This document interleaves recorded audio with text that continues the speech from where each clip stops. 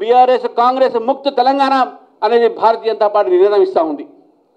Bharatiya Janata party మేము కేవలం అధికారం కోసమే కాదు, ప్రజల కోసం కూడా మేము పనిచేసే పార్టీ మాది. మీరు కేవలం అధికారం కోసం పనిచేసే పార్టీ మీది, అధికారంలో పాటు మీరు అవినీతి చేసేటువంటి పార్టీ మీది.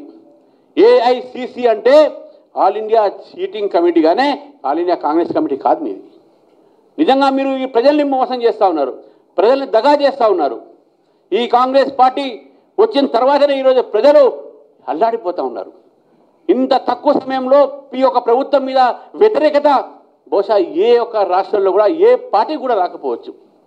కాంగ్రెస్ పార్టీ అనుకుంటుంది రేపు లోకల్ బాడీ ఎలక్షన్స్ మేము గెలుస్తామని చెప్పేసి. లోకల్ బాడీ ఎలక్షన్స్లో ఈ యొక్క ప్రజలు, తెలంగాణ ప్రజలు మీకు చుక్కలు చూపెడతారు. మీరు చెప్తున్నారు 100 సీట్లు గెలుస్తాం మేము ఎమ్మెల్యేలు, 15 సీట్లు మేము ఎంపీ గెలుస్తామని చెప్పేసి మీరు ఏదో వాగ్దానం చేస్తున్నారు. మన ఒక మల్లికార్జున ఖర్గే గారే గెలవలేకపోయారు. వారి ముందు మీరు వాగ్దానం చేస్తున్నారు. బహుశా మీరు నోరు స్లిప్ అయినట్టుంది.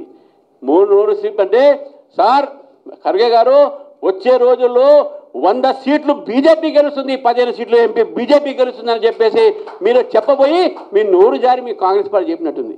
ఈరోజు తెలంగాణలో పరిస్థితి కూడా ప్రజలు 100 అసెంబ్లీ సీట్లు బీజేపీకి ఇవ్వడానికి సిద్ధంగా ఉన్నారు, 15 పార్లమెంట్ సీట్లు బీజేపీకి ఇవ్వడానికి సిద్ధంగా ఉన్నారు.